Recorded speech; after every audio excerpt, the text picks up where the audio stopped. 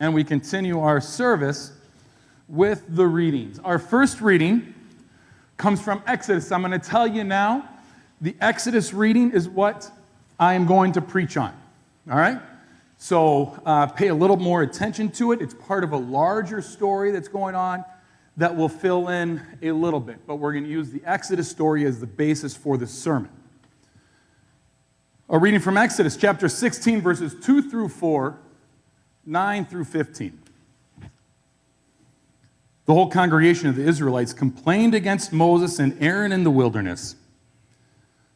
The Israelites said to them, "If only we had died by the hand of the Lord in the land of Egypt, when we sat by the flesh pots and ate our fill of bread. For you have brought us out into this wilderness to kill this whole assembly with hunger."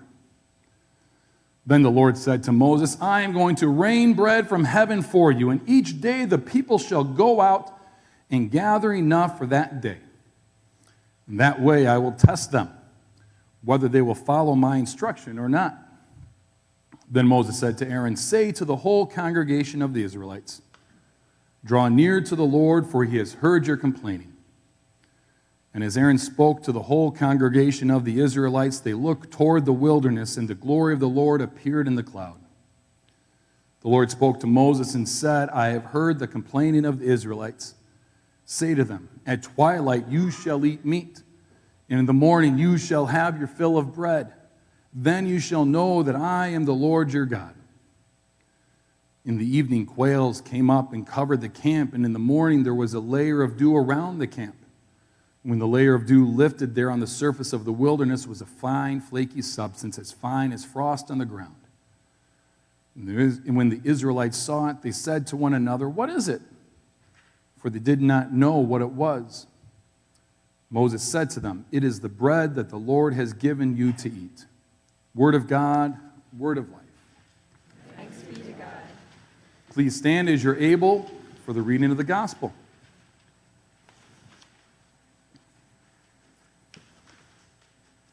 The Holy Gospel comes to us today from St. John chapter 6, 24 through 35. Glory to you, Lord. When the crowd saw that neither Jesus nor his disciples were beside the sea, they themselves got into the boats and went to Capernaum looking for Jesus. When they found him on the other side of the sea, they said to him, "Rabbi, when did you come here?" Jesus answered them, "Very truly I tell you, you are looking for me." Jesus answered them, "Very truly I tell you, not because you saw signs, but because you ate your fill of the loaves. Do not work for the food that perishes, but for the food that endures for eternal life, which the Son of Man will give you. For it is on him that God the Father has set his seal." Then they said to him, "What must we do to perform the works of God?" Jesus answered them, "This is the work of God, that you believe in him whom he has sent." So they said to him, "What sign are you going to give us then, so that we may see it and believe you? What work are you performing? Our ancestors ate the manna in the wilderness, as it is written, he gave them bread from heaven to eat." Then Jesus said to them, "Very truly I tell you, it was not Moses who gave you the bread from heaven, but it is my Father who gives you the true bread from heaven. For the bread of God is that which comes down from heaven and gives life to the world." They said to him, "Sir, give us this bread always." Jesus said to them, "I am the bread of life. Whoever comes to me will never be hungry, and whoever believes in me will never be thirsty." The gospel of the Lord. Praise to you, O Christ. You may be seated. So the reason why for the switch from preaching on the gospel lesson, which is what, as you know, I do the majority of the time, to preaching on the Exodus lesson, is that while we are in the Gospel of Mark for the year of the lectionary, we are taking a detour for about 6 weeks into the book of John, and it is almost all of John 6, and it can be a little redundant. It's so much of "I am the bread of life," "I am the bread of heaven," "I am," and so if we get an opportunity, well, we'll revisit it. We don't talk about these Old Testament stories nearly enough. And so often what we think about the Old Testament is essentially God is a vengeful, angry God. And the New Testament, we have a different idea or view of who God is. And I want to combat that because that's not really what is going on in the Old Testament. If we don't take time to talk about these Old Testament stories, these stereotypes or these incorrect ideas just remain in our head and continue to be stronger and stronger. Does that make sense? So I'd like to talk about it. Also, then the question becomes, why is this story selected to go with the gospel lesson, right? Because while we don't always read them, there are 4 readings that are assigned for each week, starting with the gospel lesson, and then a New Testament reading, generally an epistle from Paul, a psalm, and an Old Testament reading. And they try and fit what's going on in the gospel lesson. So this morning, in that reading from John, we had the really briefly retelling of the story, right? Remember when you were with Moses, or God gave us bread from heaven. And so it's referenced in the gospel lesson, so that is the Old Testament lesson that is given this morning. So what's going on in this lesson? Again, we can't say enough how much the Exodus story influences everything in the Old Testament. The Israelites were in Egypt, right? They're in slavery. Moses comes, frees them, they cross the Red Sea, and they go to the land of milk and honey. Now, is it immediately after they cross the Red Sea that they are in the land of milk and honey? Is that the way the story goes? No, you have a 50-50 chance here, right? That is not the way the story goes. They cross the Red Sea, and then they wander in the desert for 40 years. They wander in the desert for 40 years. And it is during this time that this story takes place. How good is their memory, these Israelites, according to this story? Not so hot. Because listen to what, I got to make sure I'm on the right page of the bulletin. If only we had died by the hand of the Lord in the land of Egypt, when we sat by the flesh pots and ate our fill of bread. For you have brought us out into this wilderness to kill this whole assembly with hunger. They are looking back at the past, and they have incorrect memories of what occurred. Does that make sense? They were in slavery. If things were so great back then, why would they want to leave? But because of their current situation, the realization of what they were hoping for hasn't yet occurred. So they are in this time of turmoil, they're in this time of limbo, they're in this time of upheaval. And because of that, how does that affect their memories of the past? What's that? It all looks better, right? But that's not true. That doesn't happen today, does it? When people are in turmoil, when we are in times of uncertainty, when the world has feel like it's got us turned upside down, or things that we felt like were promised, it affects the way we look at the past. Because we maybe feel lonely now, we want to remember times, whether they were true or not, in which we weren't lonely. Right? We want to recreate these things. Because we are feeling depressed now, we want to recreate times in which we weren't feeling that way. That, I listened to a great podcast this past week, 2 weeks ago, that talked about the difference between memory and nostalgia. Memory is recalling events of the past and more about how are we stepping into that story today.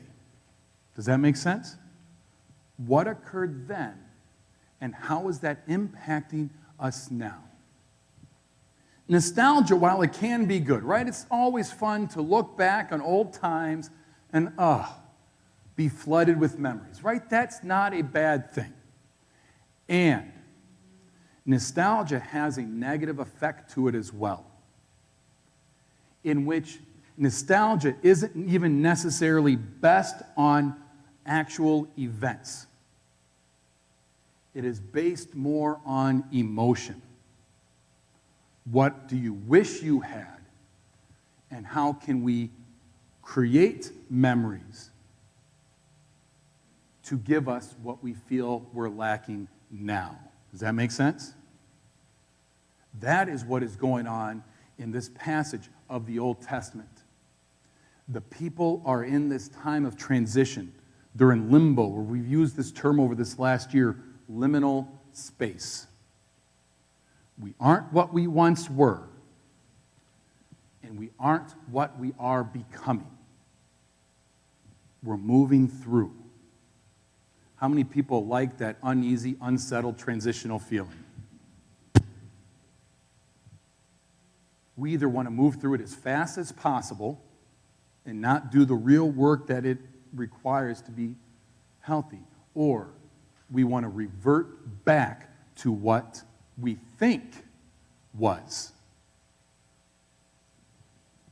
I like this saying: if the past was as great as you think it was, today wouldn't be as messed up as you think it is.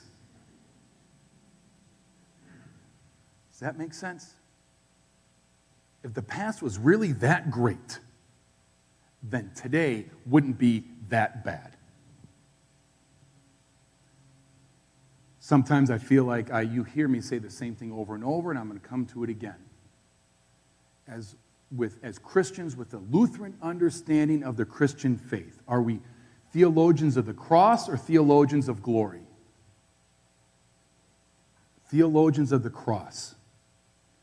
What that means is we can call a thing what it is. We don't have to dress something up to make ourselves feel better about it. Does that make sense? Call a thing what it is. If it's bad, say it's bad. If it's good, say it's good. We are not people of the past. We are people of the future. We are not people of what was. We are people of what is becoming, of what will be. We are people of hope. We are people of the resurrection. We are people of Easter. We see the possibility of what is coming, and we move forward toward that. That really is going to be the challenge of the church, isn't it today? Because the church is changing. Can we admit that right now? What worked in the past is no longer working, is it? And so what we need to realize, our hope is not in an institution. Does that make sense? Our goal, as much as we love the church as it is, our goal is not to pass on the church to younger generations. Our goal is to pass on faith to younger generations. If the church helps us do that, we keep it, right? If it doesn't, then we don't. Even if it worked well for us. It's not about what was. It is about what is or what will be. Too often we are like the Israelite people. We are uncomfortable in the world today. It's changing. Even as we talk about masks, right? Every day we feel like we learn new information. Should we not? Oh, how many people are tired of all this information and you just want it done with? And when you feel that way, it is easy to revert and say, forget it. I'm doing this. I don't care. That's what's easiest for me. Has anybody ever thought that? As Christians, we are called, we are asked to do away with that line of thinking. to see things for what they really are, and to move forward and participate in God's coming future. I was just talking, I think, Burl, you had mentioned it to me this morning, that email I sent out. You're like, right, as Christians, we no longer get to say, that's my right. We don't get to say that anymore. Rather, what we say is what's right for my neighbor. Do you see the difference? That's my right. Don't tell me, that's my right. And our lives are filled or lived with what's right for my neighbor.